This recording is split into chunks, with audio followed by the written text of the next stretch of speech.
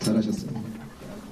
우리 그래도 설 명절인데 한 번 더 할까요? 새해 복 많이 받으십시오. 시작.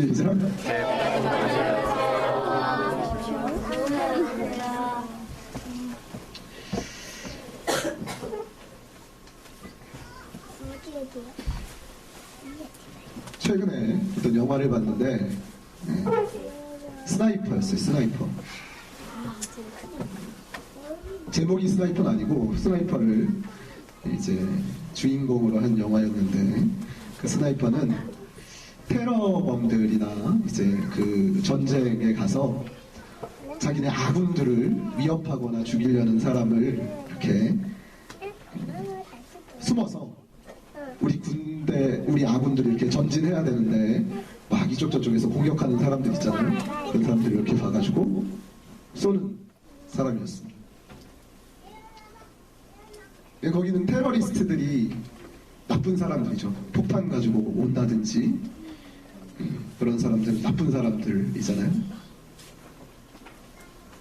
우리나라에도 테러리스트가 있었습니다. 우리나라에도 테러리스트가 실제로 역사에 기록되어 있는데, 총을 가지고 강단에 서 있는 연설하는 사람을 쏴서 죽이려고 했다가 잡혀가지고 죽였어요. 어떤 사람은 폭탄 가지고, 사람들 많이 죽였는데 폭탄 가지고 터뜨려가지고 여러 사람을 죽였습니다.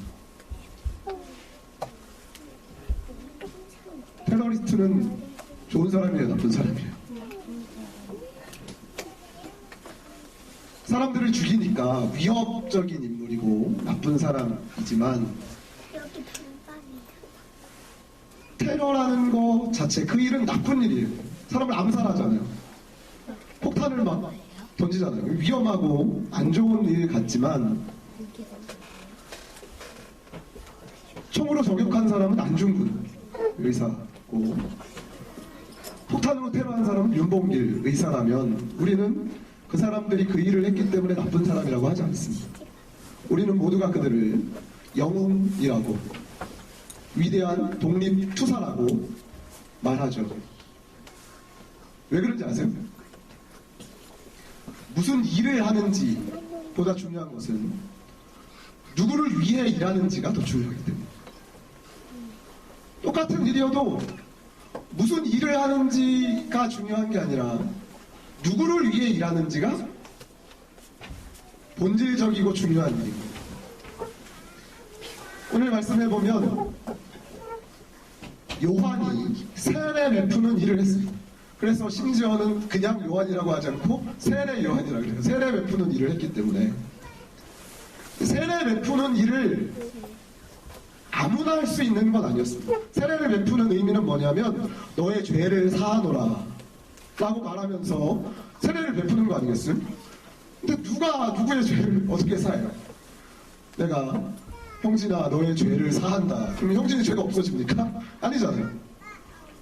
그러니까 죄를 사할 수 있는 권세, 죄를 씻어줄 수 있는 어떤 권위나 그런 위치에 있는 사람이나 너의 죄를 씻는다 이렇게 하고 세례를 베풀 수 있는데, 요한이라는 사람이 와서 이스라엘에서 세례를 베풀고 있는 것입니다. 근데 더 중요한 건 이 요한이라는 사람이 단순히 그냥 세례만 베푸는 게 아니라, 그냥 제가 한강 가가지고 제가 이제부터 세례를 베풀겠습니다. 대한민국 국민들, 서울 시민들, 제가 세례를 베풀어 줄게요. 그럼 사람들이 몰려옵니까? 미쳤다 이러겠죠. 하지만 요한은 경건한 지도자였습니다. 모든 이스라엘 사람들 사이에 요한은 거룩하고 의롭고 경건하고 또 매우 탁월한 지혜를 가지고 하나님의 말씀을 잘 깨달아서 그걸 가르쳐주고 선포하는 사람으로 사람들이 다 알고 있었습니다. 왕도 알고 있었어요. 요한이 어느 정도나 거룩하고 경건한 지도자였는데, 사람들이 많이 모여있는데, 그렇게 사람들이 따르는데 요한이 요단강에서 세례를 베풀었습니다. 사람들이 그러니까 되게 많이 몰려들죠. 그러니까 이게 유대 종교 지도자들에게 문제가 된 것이었습니다. 그래서 예루살렘으로부터 유대인들이 사람을 보냈어요. 제사장들과 레위인들과 바리새파 사람들을 이렇게 보내서 너네 지금 요한은 요단강에서 세례를 베풀고 있으니까 수도인 예루살렘에서 사람을 보내가지고 실사단, 조사단을 감찰단을 보내가지고 저 요한이 세례를 베풀고 있는데 저 사람이 누구길래 지금 세례를 베푸는 일을 하는지 조사하고 와라. 정체를 파악해 와라. 그래서 갔습니다. 근데 요한의 정체를 파악하기 위해서 주변의 데이터들이나 사람들의 신문을 하지 않고 이 사람들이 요한이 누군지를 알기 위해서 어떻게 했냐? 요한한테 직접 가서 너 누구냐? 이렇게 물어봤어요. 우리는 이게 되게 웃긴 일이잖아요. 하지만 이스라엘 사람들은 이것을 이상하다고 생각하거나 웃기다고 생각하지 않았습니다. 정확한 방법으로 요한이 누군지를 파악하려고 했네 라고 생각했어요. 왠지 아세요? 우리는 사기꾼한테 가서 너 누구냐? 내가 사기꾼이다 이렇게 말하는 사람이 없잖아요. 너 보이스피싱했지? 나 아닌데 이렇게 얘기하지. 내가 보이스피싱꾼이다 이렇게 말하는 사람 없잖아요. 하지만 이스라엘 사람들은 약간 다른 개념을 갖고 있었어요. 우리는 다 거짓말을 막 밥 먹듯이 하고 막 사기꾼도 많고 막 거짓말쟁이도 많지만 이스라엘 사람들은 기본적으로 십계명을 지키는 경건한 사람들이 많았습니다. 그래서 다른 건 몰라도 거짓 증언을 하지 않아요. 십계명 중에 거짓 증거하지 말라가 있잖아요. 그래서 다른 건 뭐 크고 작은 죄들도 많이 짓겠지만 유대인들이라고 죄 없이 살진 않겠지만 거짓말하는 사람은 별로 없었습니다. 거짓말은 되게 큰 죄라고 생각했습니다. 그런데 이 요한이라는 사람은 어떤 사람이에요? 모든 백성들이 이 요한이 경건하고 의롭고 정확하고 정직한 인물이라고 생각하기 때문에 요한한테 가가지고 세례도 받고 요한한테 가가지고도 가르침도 받고 요한한테 가가지고 하나님 말씀도 듣고 그랬던 거 아니에요? 요한은 거짓말을 할 것 같아요? 안 할 것 같아요? 거짓말을 하는 사람은 적어도 다른 건 몰라도 절대 거짓말을 하진 않을 겁니다. 그러니까 다른 사람한테 가서 요한이 누구인지 요한 뭐 하는 사람이야? 요한 어디서 온 거야? 저 요한 뭐 누구네 집 자식이야? 뭐 이렇게 물어보는 것보다 제일 정확하고 빠른 방법은 요한한테 가서 당신은 누굽니까? 당신 스스로를 뭐라고 말하고 있습니까? 당신 스스로를 뭐라고 인식하고 생각하고 있는 겁니까? 라고 물어보는 게 제일 빠르고 정확한 방법이에요. 왜냐하면 자기 자신은 거짓말을 하지 않으니까. 요한은 거짓말할 사람이 아니니까. 다른 사람은 잘 모르기도 하고 뭐 거짓말도 하고 뭐 어디서 주워 들은 걸로 대답할 수는 있지만 요한은 가장 자신에 대해서 정확하게 아는 사람일 거고 자신에 대해서 거짓말을 하지 않는 사람이니까 너 누구냐? 이렇게 다른 사람한테 물어보는 것보다 요한한테 직접 가서 물어보는 게 제일 정확하고 빠른 방법이었어요. 그래서 가서 물어보는 거예요. 너 누구냐? 그랬더니 성경 말씀에 말하는 핵심은 두 가지입니다. 첫째는 요한은 대답을 했는데 이 대답의 핵심이 두 가지인데 첫째는 그리스도가 아니라는 거예요. 이 말은 사람들이 아주 많이 요한이 혹시 그리스도일지도 모른다라고 생각을 했다는 거예요. 그리고 지금 예루살렘으로부터 온 사람들도 요한이 그리스도인가? 자기 스스로를 그리스도라고 지금 생각해가지고 세례를 베푸나? 이렇게 생각했기 때문에 물어보러 온 거예요. 사실 여러분들은 잘 모르겠지만 이 유대인들은 메시아 그리스도를 오래전부터 기다리고 있었습니다.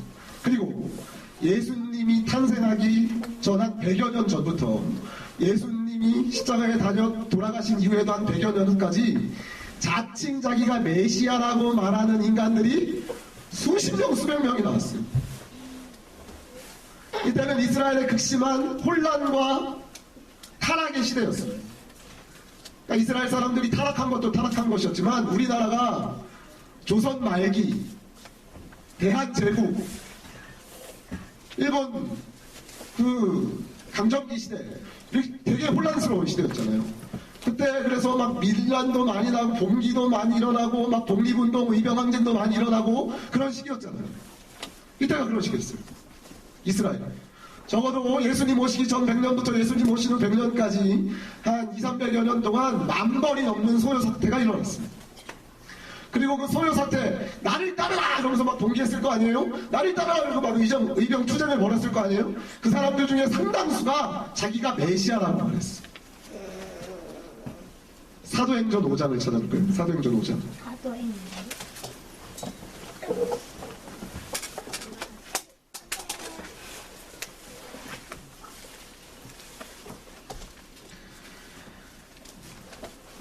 사도행전 5장 35절에서 37절까지 한번 읽어보겠습니다. 사도행전 5장 35절에서 37절 시작. 나대 이스라엘 사람들아 너희가 이 사람들에게 대하여 교제하는 듣지 마시라. 이전에 내가 가거나 스스로 분명함에 사람이 약 400명이나 따르더니 그가 주님을 강함에 따르던 모든 사람들이 흩어져 없어졌고 그 호적할 때 갈릴리 유다가 일어나 백성을 꾀어 따르게 하다가 그도 도망한즉 따르던 모든 사람들이 흩어졌느니라. 이게 무슨 말이냐면 여기 드다라는 사람도 나오고 유다라는 사람도 나옵니다. 예수님 돌아가시기 전후로 예수님 같은 인물 혹은 예수님을 추종하는 것, 제자들이 추종했던 것 같은 추종자들이 많았다는 거예요. 드다라는 사람이 일어나서 나를 따르라 내가 메시아다 그랬더니 사람들이 저 드다가 우리를 구원해줄 메시아인가봐, 저 드다야말로 그리스도인가봐. 그리고 400명이나 따랐는데 드다가 죽었어요. 그러니까 그 400명이 어떻게 됐을까요? 유야무야 우르르 흩어져 버렸어. 없었던 일처럼. 그리고 그 이후에 갈릴리 유다라는 사람이 내가 메시아다, 내가 바로 그리스도다, 나를 따르라, 내가 이스라엘을 구원하러 왔다 그래가지고 사람들이 막 그 유다가 그리스도인 줄 알고 쫓아다녔는데 그 유다도 망했어요. 그래서 사람들이 어떻게 됐을까요? 그냥 다 흩어져서 없어졌어요. 그러니까 이 가멜리엘이라는 유다의 최고의 율법학자 랍비가 지금 사람들이 저 예수가 구원자다 그러면서 예수가 그리스도다 그러면서 막 사람들이 따라다니는데 곰곰이 생각해보니까 막지 말라는 거죠. 그냥 만약에 인간에게로부터 온 일이면 우리가 막지 않아도 어차피 망해가지고 다 없어질 거다. 유야무야 사라질 거다. 만약에 근데 인간으로부터 온 일이 아니라 하나님으로부터 온 일이면 우리가 막을 수도 없고 막았다가는 하나님의 일을 막는 것이 될지도 모르니까 놔둬라 이렇게 얘기하고 예수님을 막 전파하는 제자들을 놔두기로 했어요. 지혜롭죠. 어쨌든 이 말씀을 통해서 알 수 있는 거는 예수님 이전 예수님 이후에 메시아 그리스도 이런 되게 많았다고. 여러분 우리나라에도 자칭 재림 예수가 154명이 있다는 거 아십니까? 재림 예수가 많아요. 신천지에도 있고 막 저기 하나님의 교회에도 막 안상홍이 막 장길자가 다 자기가 재림 예수래. 자기 하나님이라는 사람도 있어요. 어머니 하나님이라고. 이 시대는 없었겠냐고요. 이 시대도 많았죠. 혼란스러운 시대니까 더 많았겠죠. 그런데 사람들이 그래서 누가 진짜 그리스도인가? 다윗처럼 모세처럼 와서 우리를 구원해줄 여호수아처럼 우리를 구원해주고 하나님의 나라를 회복시켜줄 사람이 누구인가를 기다리고 있는데 세례 요한이라는 사람이 막 물로 세례를 베풀고 사람들이 막 그에게 몰려들어요. 그래서 세례를 베푸는 일을 하는 걸 보면서 너가 그리스도냐고 물은 것입니다. 그런데 요한이 숨기지 않고 드러내놓고 말하기를 분명하게 말했어요. 나는 그리스도가 아니다. 이렇게 말했습니다. 그리스도가 아니라고? 대단한 사람 같은데? 그러면 너 혹시 구약 성경에 예언되어 있는 그리스도가 오기 전에 나타난다고 예언되어 있던 그 엘리야냐? 물어봤습니다. 엘리야도 아니다. 그러면 신명기 18장에 모세 이후에 나와 같은 선지자가 나타날 거다 이렇게 예언했는데 그 선지자냐? 물어봤습니다. 그 선지자도 아니다. 뭐야? 뭔데? 야, 그리스도도 아니고 엘리야도 아니고 좀 깼죠. 이렇게 한 번씩 해야겠네. 엘리야도 아니고 그리스도도 아니고 그 선지자도 아니면 네가 뭔데 물로 세례를 베풀고 있느냐? 그랬더니 그때 요한이 한 유명한 말이 나는 주님의 길, 하나님이 오실 건데 하나님은 아니지만 하나님이 오실 길을 굳게 하라고 광야에서 외치는 소리다. 고 대답했습니다. 사람들은 세례 요한이 하는 일을 보고 세례 요한이 누구인지를 파악하려고 했습니다. 제가 중학교 3학년 때까지 장래 희망이 뭐였는지 아세요? 아세요? 모르세요? 아는 사람 있을 텐데? 유지혜 알지 않아요? 중학교 3학년까지 뭐예요? 중학교 3학년 때까지 제 꿈이 만화가였어요. 만화에 빠져가지고 그때 뭐 궁우소년 용서야 뭐 범법소년 뭐 이런 거 드래곤볼 뭐 슬램덩크 뭐 이런 거 빠져가지고 맨날 만화책만 보고 막 집에 만화책을 갖다 이따만큼 쌓아놓고 맨날 교과서에다 만화 그리고 있는 거예요. 교과서 이렇게 넘기면 졸라맨이 막 뛰어가 이렇게. 그래서 수업 시간에 맨날 만화 그리다가 걸려가지고 혼나고 만화 그 꿈을 그래도 1, 2년 꾼 게 아니라 한 초등학교 4학년 때인가부터 중학교 3학년 때까지 만화가 그리겠다고 그래서 막 그리기도 하고 막 공책에다가 만화 작품을 막 내기도 하고 막 화보집이라 그러나요? 작품집 그래가지고 막 색칠도 하고 막 그래가지고 뭐 만화가의 꿈을 키웠는데 왜냐하면 저는 만화가 좋았고 만화가가 되고 싶었어요. 근데 중학교 3학년이 지나면서 만화가의 꿈을 접었습니다. 만화가의 꿈을 점점 접고 선생님이 돼야 되겠다는 생각을 했어요. 저희 부모님이 만화가 되지기를 딱히 반대는 하지 않았지만 딱 보면 알잖아요. 되게 싫어하시는구나. 반대는 하지 않았지만 싫어하시는 걸 알았고 그래서 그럼 뭘 하기를 바라시나 봤더니 선생님이 된다고 하니까 그건 좋아하시는 것 같았어요. 그래서 만화가 말고 선생님이 돼야겠다는 생각으로 바꿨는데 지금 와서 생각해 봤더니 제가 생각을 바꾼 것은 저 중심의 생각에서 더 많은 사람들 중심의 생각으로 바꾼 것 같아요. 제가 하고 싶은 일은 만화가였고 만화 그리는 게 좋았고 만화 평생 그리고 살고 싶었지만 저 자신을 위해서는 그래도 됐을 것 같아요. 저 혼자 산다면 평생.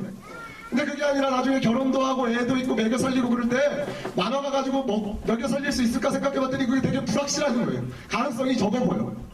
근데 선생님이 되면 선생님 되기가 어려서 그렇지 되기만 하면 자식들과 가족들 먹여 살리는 건 어렵지 않을 것 같은 거예요.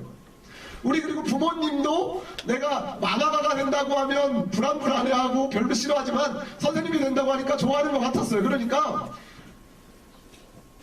제가 꿈이 바뀐 거 하고 싶은 일이 바뀌었다기보다는 누구를 위해서 살아야 될 것인가가 좀 더 넓어졌다는 표현이 적절한 것 같아요.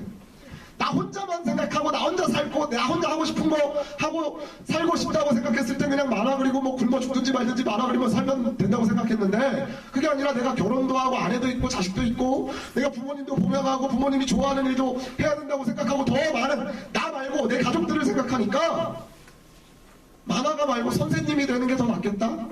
해야 되고 싶은 일, 해야 될 것 같은 일이 바뀐 거죠. 여러분, 이번 단기 선교를 2월 7일에 가는데, 단기 선교 2월 7일부터 2월 11일까지 3박 5일 동안 캄보디아의 시엠립의 좋은나무 국제학교에 갔다 오는데, 그 학생들과 수련회를 하는 거예요. 그 수련회 주제가 비전입니다, 비전. 여기서 비전이란 단순히 환상을 본다 뭐 이런 뜻이라기보다는 더 정확하게 말하면 꿈 자다가 꾸는 개꿈 뭐 돼지꿈 용꿈 이런 꿈이 아니라 더 구체적으로 말하면 장래 희망 나중에 죽기 전에 해야 될 뭐 10가지 리스트 뭐 이런 게 아니라 더 구체적으로 말하면 직업 뭘 하면서 살 것인가 어떤 일을 할 것인가 그것을 아이들에게 심어주는 것이 중요한 이번 수련의 목표고 주제죠. 여러분 대부분의 사람들이 뭐라고 생각하느냐 어떤 일을 하는 것이 그 사람의 정체성을 표현해요. 무슨 일을 하는지가 그 사람의 정체. 누구세요? 그러면 저 경찰입니다. 이거 무슨 말이에요? 어떤 일을 하는지가 그 사람의 정체성을 표현하는 거예요. 지금 세례 요한에 대해서도 사람들이 물어보러 왔잖아요. 네가 누구냐? 그거 물어봤지만 누군지 알아요. 요한이죠. 그런데 뭘 물어보는 거예요? 하는 일에 대해서 물어보는 거예요. 네가 세례를 베푸는데 누구길래 세례를 베푸는 것이냐? 하는 일에 대해서 물어보러 왔습니다. 일에 대해서 아는 것은 그 사람의 정체를 아는 것이기 때문에. 예전에는 그래서 하는 일이 그 사람을 나타내기 때문에 아주 높은 어려운 힘든 일을 하면 그 사람이 높은 대단한 위대한 사람이라고 생각했어요. 판사, 검사, 변호사, 의사, 선생님, 과학자 이런 사람들, 이런 일을 하는 사람들이 대단하게 높은 사람, 귀한 사람이라고 생각했어요. 직업에 귀천이 있다고 생각했어요. 귀한 사람은 귀한이라고, 천한 사람은 천. 하지만 요즘은 점점 무슨 일을 하는가가 그 사람의 정체를 판가름하는 게 아니라는 사실을 깨달아가는 것 같습니다. 의사면 뭐예요? 사기치는데. 옛날에 이 생각이 아주 충격적인 계기가 된 사건이, 이름이 기억이 안 나. 연대 나오고, 연대 의대 나오고, 유학 갔는데, 유학 갔다가 와가지고, 주머니 칼로 찔러 죽이는 거 있었어. 돈 안 준다고. 의사면 훌륭한 사람이야. 요즘도 아주대 무슨 사건들 막 보면 비인격적인 그런 얘기도 하고 돈 빼돌린 것 같고 그러잖아요. 그러니까 그 사람이 하는 일이 그 사람의 정체성, 그 사람이 하는 일이 그 사람의 인격, 그 사람이 하는 일이 그 사람의 성품을 말하는 게 아니라는 사실을 요즘 사람들은 점점 알아가는 것 같아요. 경찰입니다. 에이, 경찰이어도 나쁜 사람 같은데 목사입니다. 야, 나 세상에 목사를 제일 안 믿어요. 이러잖아요. 하는 일이 그 사람의 정체를 말하는 게 아닌데.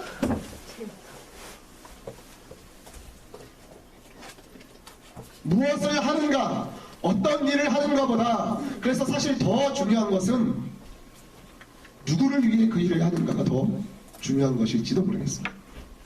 안중근은 살인자예요. 총으로 그냥 무기도 안 들고 그냥 얘기하는 사람을 쏴 죽여버렸어. 안중근이 나쁜 사람입니까? 매우 훌륭하고 위대한 독립투사예요. 왜 그렇게 말하냐? 그 사람이 한 일이 대단했기 때문이라기보다는 누구를 위해 그 일을 했느냐? 대한민국, 우리나라를 위해서, 조국을 위해서 그 일을 했다는. 윤봉길 테러리스트죠. 그 일본에서 보면 아주 사악한 놈이겠죠. 하지만 우리 모두는 영웅으로, 국민적 영웅으로 높이 평가해요. 왜요? 그 일이 중요한 게 아니에요. 그 일은 나쁜 일이라고 세상 사람들은 말하는 사람들도 있겠지만 그게 중요한 게 아니에요. 우리를 위해, 대한민국을 위해, 조국을 위해 그 일을 했기 때문에 위대한 사람인 것입니다. 저도 직업에 귀천이 있다는 생각이 아주 오래전부터 머리에 박혀있던 사람이에요. 그래서 좋은 대학 나가고 좋은 직업 가져야 된다는 그런 생각들이 내 머릿속에도 있고 내 자식들도 그렇게 키우고 싶었어요. 그런데 점점 그 생각이 희미해지고 생각이 달라집니다. 제가 두 분을 보고 달라졌어요. 한 분은 정말 성품이 대단하시고 정말 귀한 분이고 내가 존경하는 분인데 교회를 위해서, 가정을 위해서는 무슨 일이든 하시는 거예요. 근데 그분 일을 한다고 말씀하실 때 전혀 부끄러워하지 않아요. 그분은 당당한 거예요. 세상 사람들은 내 나이에 이런 일 하면 저 사람 저 나이에 저런 일 한다고 생각하고 부끄러워 그렇게 생각할 수도 있지만 그분은 부끄러워하지 않는 거예요. 왜냐? 주님의 나라를 위해서 그 일을 하니까. 주님의 교회를 위해서 무슨 일이든 하려고 작정하셨으니까. 너무 존경스럽습니다. 또 한 분은 가정을 위해서 피곤하고 힘든데 위험한 일, 힘든 일, 늦게까지 하는 일, 2가지, 3가지를 하시는 거예요. 전 그분이 그런 일을 하는데 그게 정말 힘들게 산다 이런 생각이 들기보다는 위대해 보였습니다. 사랑하는 자녀들 위해서. 이제 자녀가 좀 더 크면 좀 더 돈이 많이 들어가고 우리 가족을 위해서 내가 더 헌신하면 우리 가족이 더 잘 살 수 있으니까 피곤하고 힘들지만 퇴근한 후에 또 일을 하는, 그게 끝나면 또 일하는, 주말에 따로 또 일하는 거예요. 여러분 그 일을 하기 때문에 별로 하찮은 일, 최저시급 그것도 겨우겨우 받는 그런 일, 피곤한 일, 위험한 일, 3D 역종 그런 일 한다고 그 사람이 훌륭하지 않은 사람이라고 말할 수 있습니까? 진정으로 훌륭한 사람이죠. 위대한 사람들이죠. 왜냐? 무엇을 위해 일하느냐가 중요하기 때문에. 누구를 위해 일하느냐가 중요한 것이기 때문에. 예루살렘으로부터 온 사람들이 세례 요한에게 너가 누구냐? 너 왜 세례를 베풀고 있느냐? 라고 말했을 때 요한이 아이고 저는 이스라엘 민족의 지도자로 선지자입니다. 이렇게 얘기하거나 랍비입니다. 선생님입니다. 이렇게 얘기하거나 그렇게 얘기하지 않았어요. 아이고 저 세례 베푸는 세례 요한입니다. 자기의 일을 얘기하지 않았어요. 뭘 하는 사람이라고 얘기하지 않았어요. 세례 요한은 알고 있었습니다. 그게 그의 정체성이 아니라는 사실. 진정 사람의 중요한 정체성은 무슨 일을 하는가, 어떤 일을 하고 있는가, 어떤 직업을 가졌는가 보다 사실 더 중요한 정체성은 누구를 위해 일하는가. 그것이 그 사람의 가치를 평가하고 그 사람의 가치를 결정하는 가장 중요한 것이라는 사실을 요한은 알고 있었어요. 그래서 요한은 뭐라고 대답했는지 알아요? 저는 세례 베푸는 사람입니다. 이렇게 대답하지 않고 나는 주님의 길을 예비하라고 광야에서 외치는 자의 소리입니다. 주님을 위해 일하는 사람, 주님 오실 길을 예비하고 준비하고 주님을 위해서 일하는 사람이에요.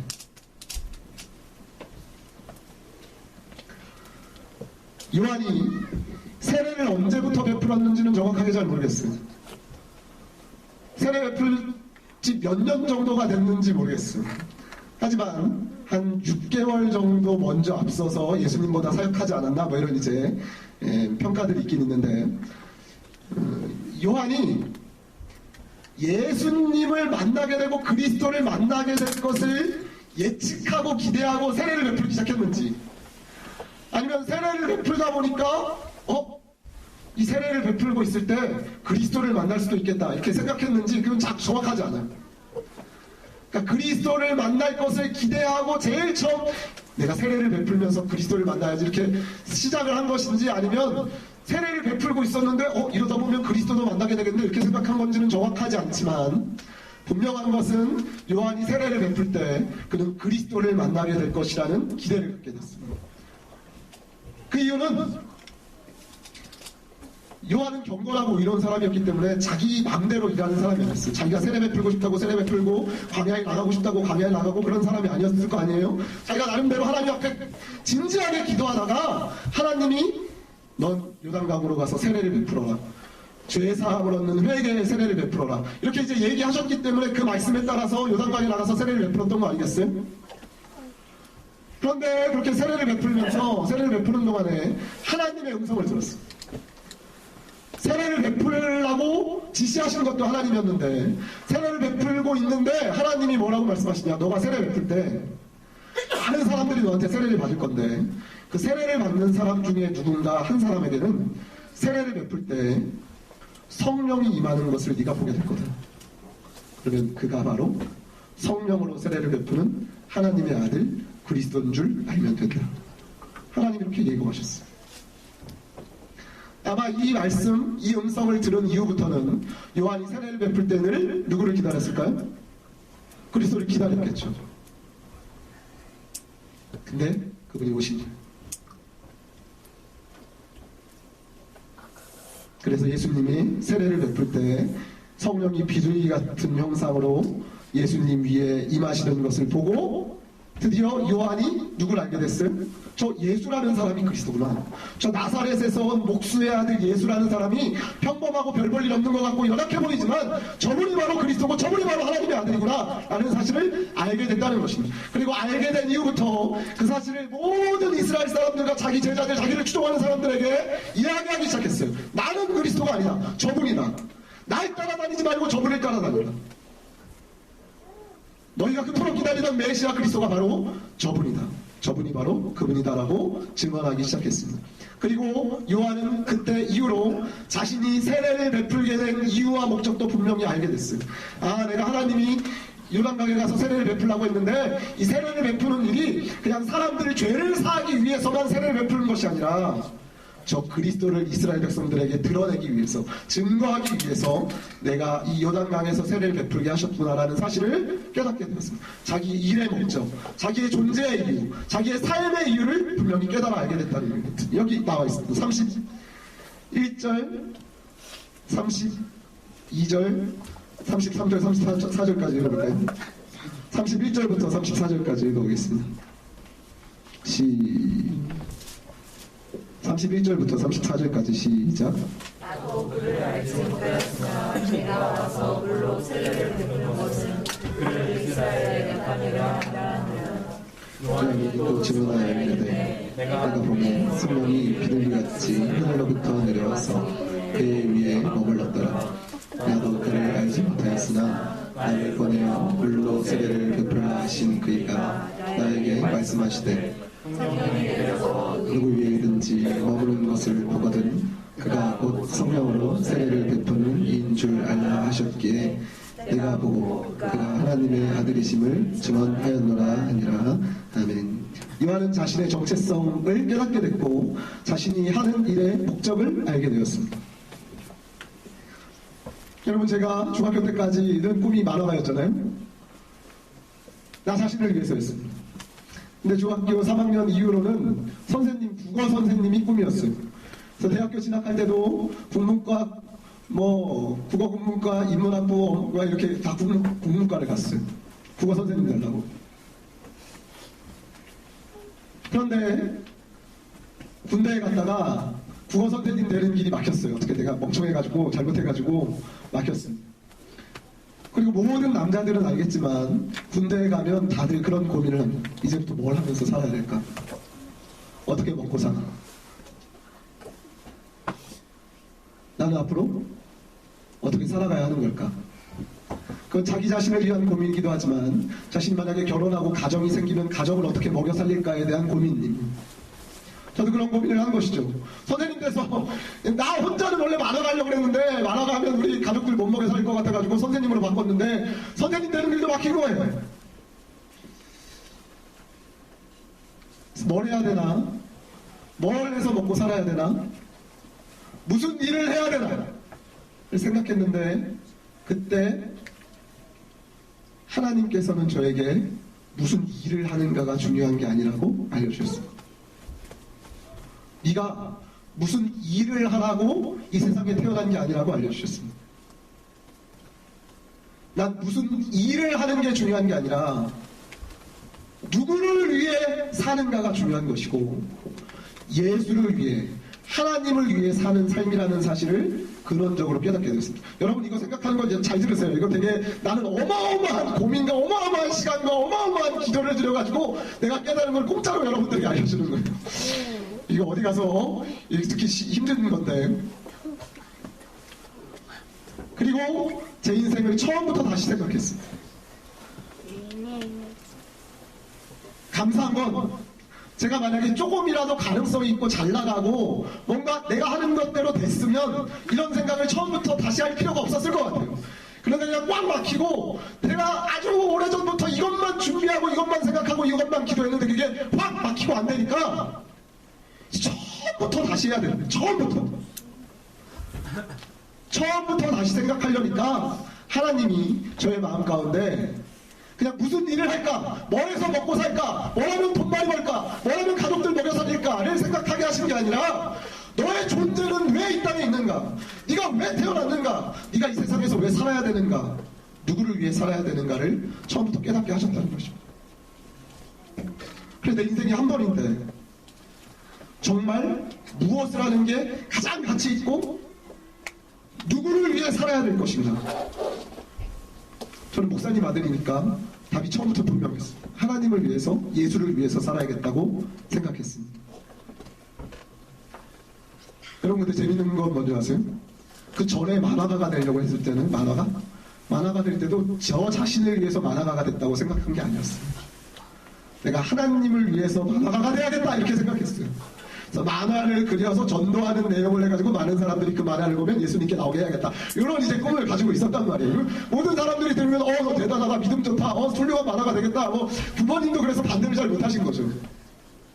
선생님이 될 때도 그냥 제가 안정적이고 평안하니까 선생님 되겠다고 생각한 게 아니었어요.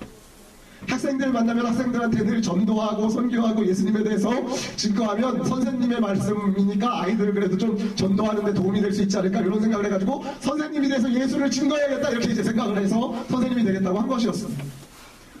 그런데 저는 그러니까 제 삶을 예수님을 위해서 살겠다고 생각한 사람인 줄 알았어요. 그런데 그게 아니더라고요.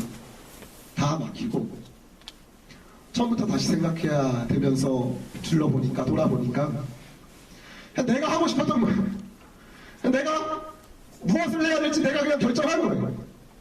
어머니 아버지 말씀 듣고 내가 잘하는 거 뭔가, 내가 그냥 편하게 돈 벌고 먹고 살 수 있는 게 뭔가 그거 잘 생각해가지고 그거를 하고 싶은데 그냥 얘기하면 좀 그러니까 난 기독교인이니까 예수님 믿는 사람이니까 목사님 아들이니까 거기다 예수를 끌어넣는 거예요. 만화가가 되고 싶은데, 만화가로 대성하고 싶은데, 만화가로 돈 벌고 인기 얻고 싶은데, 예수님을 위해서도 이거 쓰겠습니다. 선생님 돼서 돈 벌고, 선생님 돼서 가족들 먹여 살리고, 선생님 돼서 방학하면 애들이랑 놀러 가고 싶은데, 목사님 아들이고 교회 다니고 예수님 믿으니까 애들한테 전도하는 일에도 이 선생님 돼가지고 쓰겠습니다 이렇게 생각한 거예요. 근데 그게 아니라고요. 예수님이 처음부터 끝까지 다 뒤집었고 다시 생각하게 한 거예요. 그게 아니라 예수를 위해 살아야 되는데 예수를 위해 살면 어떻게 하는 것이 예수를 가장 영광스럽게 하고 예수님을 가장 존귀하게 하고 예수님을 가장 잘 드러낼 수 있을지를 생각해야 되는 것이었습니다. 내가 하고 싶은 거에 예수를 끼워넣는 게 아니라. 그래서 목사님이 된 거죠. 선교를 하겠다고 하는 것이죠. 여러분, 하지만 착각하실 필요는 없습니다. 여러분 모두가 목사님 되고 전도사님 되고 선교사님 돼야 된다는 것은 아니에요. 저와 똑같이 생각했던 어떤 성도님은 정말 처음부터 끝까지 하나님을 위해서 예수 그리스도를 증거하기 위해서 살기로 결단해서 교육 선교를 하기로 했고 선생님이 됐어요.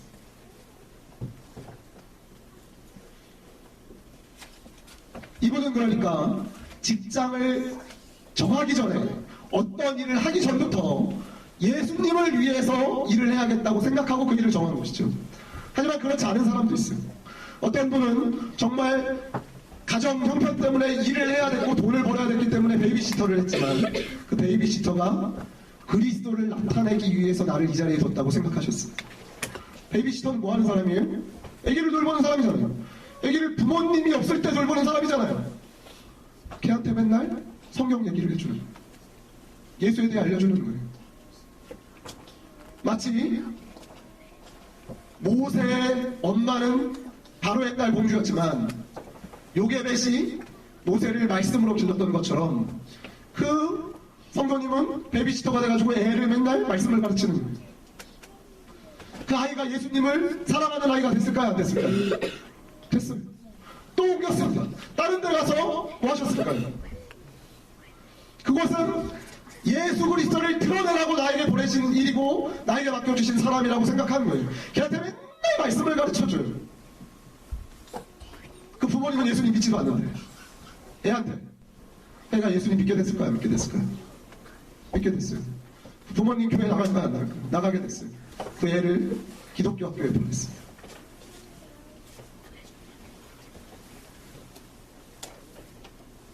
이런 것처럼 복음을 직접적으로 정하는 일과 전혀 상관없는 일이라고 생각하는 사람도 있을 수 있어요. 내가 하는 일은 뭐 복음 전할 기회도 없고 사람 만나는 일도 아닌데, 하지만 제가 아는 또 어떤 분은 그분이 뭐 복음을 전하거나 사람을 만나거나 예수를 증거하거나 그런 예수를 드러내거나 그런 류의 일이 아니에요. 그냥 돈을 벌기 위해서 그 일을 한 거예요. 하지만 그분은 그 돈을 버는 목적이 하나님을 위해서 벌어야 된다고 분명하게 생각했습니다. 그분은 교회를 개척하셨어요. 어떤 분은 요양보호사가 되어서 늘 할머니들을 간호하고 보살펴야 됐습니다. 요양보호사가 돈을 벌기 위해서 하셔야 되는 것이죠. 하지만 돈 벌려고 그 일을 한다고 생각하지 않으셨습니다. 이제 인생이 얼마 남지 않은 어르신들에게 어떻게 해서라도 복음을 전해야 된다고 생각하고 사명감 가지고 하시는 거예요. 여러분은 무엇을 위해서 삽니까? 여러분은 누구십니까? 우리는 예수 그리스도의 보혈로 구원받은 그 순간부터 예수를 주로 주님으로 섬기고 예수를 위해 사는 사람인 거예요.